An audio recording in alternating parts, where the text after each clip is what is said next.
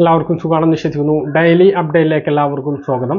നാളെ ജൂലൈ 1-ാം തീയതിയും തുറന്നുള്ള ദിവസങ്ങളിലും നിങ്ങൾ ശ്രദ്ധിക്കേണ്ട വളരെ പ്രധാനപ്പെട്ട കാര്യങ്ങളാണ് ഈ ഒരു വീഡിയോയിൽ വ്യക്തമാക്കുന്നത്. വീഡിയോയുടെ വിശദാംശങ്ങളിലേക്ക് കടക്കുന്നതിന് മുമ്പ് കൂടുതൽ ആളുകളിലേക്ക് ഈ ഇൻഫർമേഷൻ എത്താൻ ഷെയർ ചെയ്യുക, ലൈക്ക് ചെയ്യുക, ഫേസ്ബുക്കിലൂടെ കാണുന്ന ആളുകൾ ഫോളോ ചെയ്യുക. വീഡിയോയുടെ വിശദമായ വിവരങ്ങളിലേക്ക് വരാം.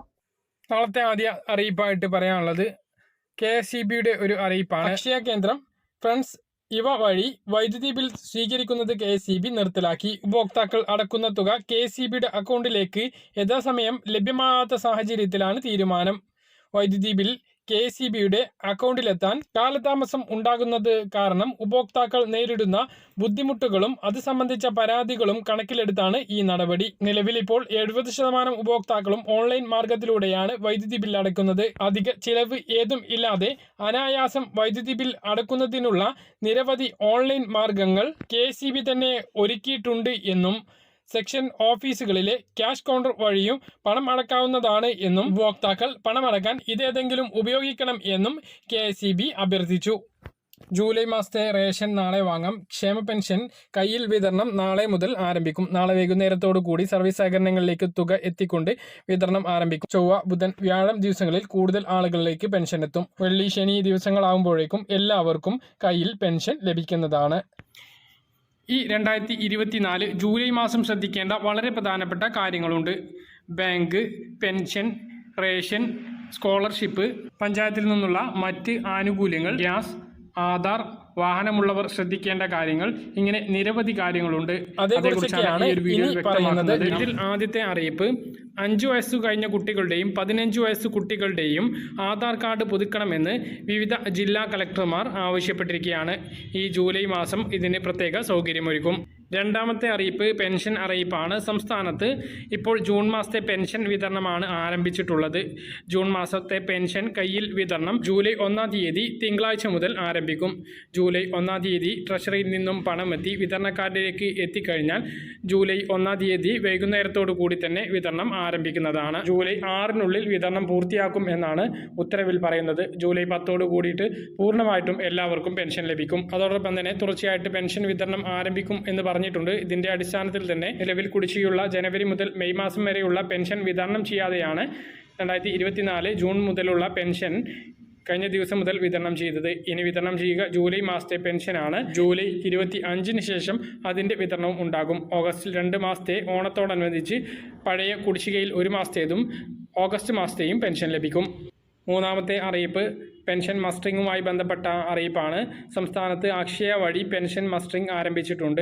2024 ജൂൺ 25 മുതൽ ഓഗസ്റ്റ് 24 വരെയാണ് ഇതിനുള്ള സമയം അനുവദിച്ചിട്ടുള്ളത്. കേരള സർക്കാർ സാമൂഹ്യ സുരക്ഷാ പെൻഷൻ, ക്ഷേമനിധി ബോർഡുകളിൽ നിന്നുള്ള പെൻഷൻ ഇവയെല്ലാം 2023 ഡിസംബർ 31-ന് മുമ്പ് ലഭിച്ചു തുടങ്ങിയിട്ടുണ്ട് എങ്കിൽ അവരെല്ലാം മസ്റ്ററിങ് പൂർത്തീകരിക്കേണ്ടതാണ്. ശാരീരിക മാനസിക വെല്ലുവിളി നേരിടുന്നവർ, കിടപ്പ് രോഗികൾ, വൃദ്ധർ എന്നിങ്ങനെ അക്ഷയ കേന്ദ്രങ്ങളിൽ എത്തിപ്പെടാൻ ബുദ്ധിമുട്ടുള്ള പെൻഷൻ ഗുണഭോക്താക്കൾ വിവരം വാർഡ്, തദ്ദേശ സ്വയംഭരണ സ്ഥാപനങ്ങളിലെ സെക്രട്ടറിമാരെ അറിയിക്കണമെന്നും അറിയിപ്പ് വന്നിട്ടുണ്ട്. നാലാമത്തെ അറിയിപ്പ് സംസ്ഥാനത്ത് ജൂൺ മാസത്തെ റേഷൻ വിതരണം ജൂലൈ 5 വരെ നീട്ടിയിട്ടുണ്ട്. ജൂലൈ 6-ാം തീയതി ശനിയാഴ്ചയും ജൂലൈ 7-ാം തീയതി ഞായറാഴ്ച അവധിക്കും ശേഷം ജൂലൈ 8-ാം തീയതി തിങ്കളാഴ്ച മുതലാണ് ജൂലൈ മാസത്തെ റേഷൻ വിതരണം ആരംഭിക്കുക. മറ്റൊന്ന് ജൂൺ 25 മുതൽ ആരംഭിച്ചിട്ടുള്ള 50 ദിവസത്തെ 50 ഇനങ്ങൾക്കുള്ള ഓഫർ സപ്ലൈകോയിൽ തുടരുകയാണ്. എല്ലാ ദിവസവും ഉച്ചയ്ക്ക് 2 മണി മുതൽ 3 മണി വരെ സപ്ലൈകോയിൽ സബ്സിഡി ഇതര സാധനങ്ങൾക്ക് 10 മുതൽ 20% വരെ വിലക്കുറവിൽ വാങ്ങാൻ കഴിയും. ഇതുകൂടാതെ ബില്ലിലും 10% കുറവ് വരുത്തും. സപ്ലൈകോയിൽ സബ്സിഡി സാധനങ്ങളും എത്തി തുടങ്ങിയിട്ടുണ്ട്. തിങ്കളാഴ്ച മുതൽ അതിൻ്റെ വിതരണവും സജീവമാകുന്നതാണ്. മറ്റൊന്ന് കാരുണ്യ പദ്ധതിക്ക് വേണ്ടിയിട്ട് സർക്കാർ കഴിഞ്ഞ ദിവസം 100 കോടി രൂപ അനുവദിച്ചു. പല ആശുപത്രികളിലും ആശുപത്രികൾക്ക് കുടിശ്ശിക ലഭിക്കാത്തതിനെ തുടർന്ന് കാരുണ്യ പദ്ധതി താൽക്കാലികമായി നിർത്തിവെച്ചിരുന്നു. തുക ലഭിച്ചതുകൊണ്ട് തന്നെ പല ആശുപത്രികളിലും ഇനി ചികിത്സാ സേവനം ജൂലൈ മാസം ലഭിക്കുന്നതാണ്. ഗ്യാസ് സിലിണ്ടറുകൾ ഉള്ള ആളുകൾ ശ്രദ്ധിക്കേണ്ട കാര്യം ജൂലൈ മാസത്തെ ഗ്യാസ് വില ജൂലൈ 1-ാം തീയതി പ്രഖ്യാപിക്കും എന്നാണ് അറിവ്. നിലവിലിപ്പോൾ ഗാർഹിക സിലിണ്ടറിൻ്റെ വില 821 രൂപ 50 പൈസയാണ്. അടുത്ത അറിയിപ്പ് 3-ാം മോദി സർക്കാരിൻ്റെ ബജറ്റ് ജൂലൈ പകുതിയോട് കൂടിയിട്ട് ആരംഭിക്കും. നിരവധി പ്രഖ്യാപനങ്ങളാണ് പ്രതീക്ഷിക്കുന്നത്. പ്രധാനമന്ത്രി ജൻ ആരോഗ്യ യോജന 5 ലക്ഷം രൂപയുടെ ചികിത്സ 70 വയസ്സ് കഴിഞ്ഞ എല്ലാവർക്കും ലഭ്യമാക്കും എന്ന് കഴിഞ്ഞ ദിവസം രാഷ്ട്രപതി പ്രഖ്യാപിച്ചിരുന്നു. അത് ബജറ്റിൽ ധനമന്ത്രി നിർമ്മല സീതാരാമൻ പ്രഖ്യാപിക്കും. അതോടൊപ്പം തന്നെ PM കിസാൻ സമ്മാൻ നിധിയുടെ തുക വർധനവും മോദി സർക്കാരിൻ്റെ ആദ്യ സമ്പൂർണ്ണ ബജറ്റിൽ പ്രതീക്ഷിക്കുകയാണ്. മറ്റൊന്ന്, സംസ്ഥാനത്തെ വിവിധ പഞ്ചായത്തുകളുടെയും മുനിസിപ്പാലിറ്റികളുടെയും വ്യക്തിഗത കാർഷിക ആനുകൂല്യങ്ങൾക്കുള്ള അപേക്ഷകൾ ക്ഷണിച്ചിട്ടുണ്ട്. ഇതേക്കുറിച്ച് അറിയാൻ നിങ്ങളുടെ വാർഡ് മെമ്പർ അല്ലെങ്കിൽ മുനിസിപ്പൽ കൗൺസിലറുമായി ബന്ധപ്പെട്ട് അപേക്ഷാ ഫോം കൈപ്പറ്റി ഇതിനു വേണ്ടിയിട്ടുള്ള അപേക്ഷ നൽകേണ്ടതാണ്.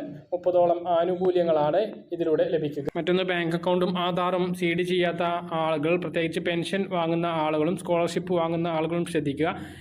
കേന്ദ്ര ആനുകൂല്യങ്ങൾ ലഭിക്കണമെങ്കിൽ ബാങ്ക് അക്കൗണ്ടിൽ ആധാർ സീഡിംഗ് നടന്നിരിക്കണം.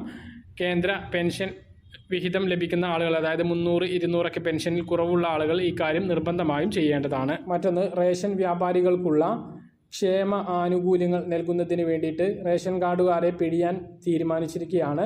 നീല വെള്ള റേഷൻ കാർഡ് ഉടമകളുടെ കയ്യിൽ നിന്നും 1 രൂപ വീതം എല്ലാ മാസവും സെസ് ഈടാക്കാനാണ് തീരുമാനിച്ചിട്ടുള്ളത്. സംസ്ഥാനത്ത് 56 ലക്ഷത്തിലധികം നീല വെള്ള റേഷൻ കാർഡുകാരാണുള്ളത്. ഈ ഇനത്തിൽ ഭക്ഷ്യവകുപ്പിലേക്ക് 56 ലക്ഷത്തിലധികം രൂപയാണ് വരിക. സംസ്ഥാനത്ത് റേഷൻ വ്യാപാരികൾക്ക് 1500 രൂപയാണ് ക്ഷേമ പെൻഷൻ ഉള്ളത്.